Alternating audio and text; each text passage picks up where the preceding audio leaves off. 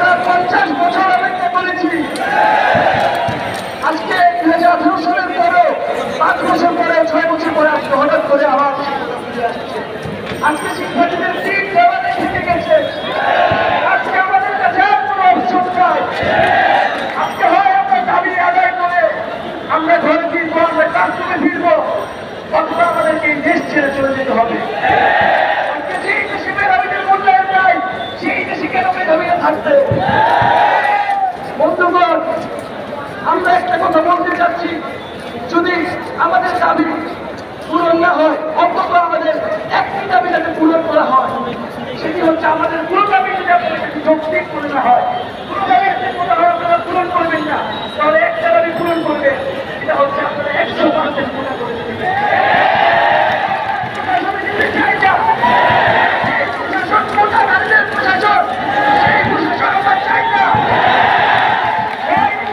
কথা প্রশ্ন নিয়েছিল হবে, এটা কোটা নারীদের এটা ঘোষণা করতে হবে। বন্ধুগণ, এ পর্যায়ে আমরা আমাদের আগামী কর্মসূচি ঘোষণা করছি। আমাদের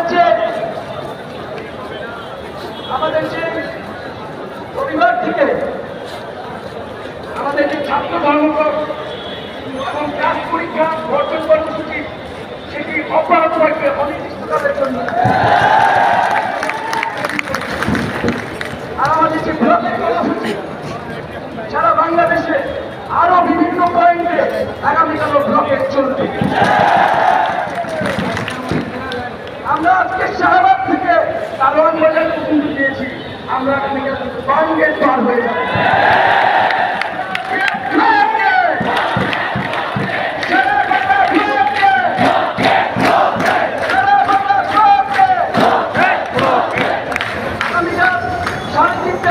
আমাদের কেন্দ্রীয় লাইব্রেরির সামনে জমায়েত হবে এবং আমরা আমাদের ব্লকের কর্মসূচি পালন করবো। আসতেছেন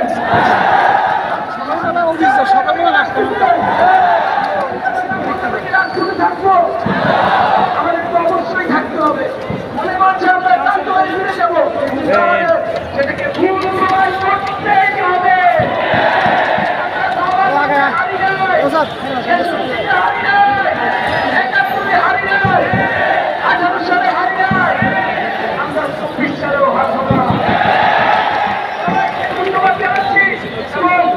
আমাদের যে আজকে নারী শিক্ষার্থীরা এই সাহসিকতার পরিচয় দিচ্ছে, মিছিল নিয়ে আসছে,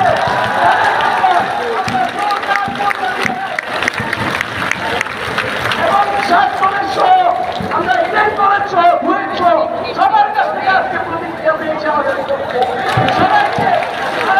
সবাইকে যেখানে ব্লকের কর্মসূচি অনুসরণ করেছেন সবাইকে ধন্যবাদ।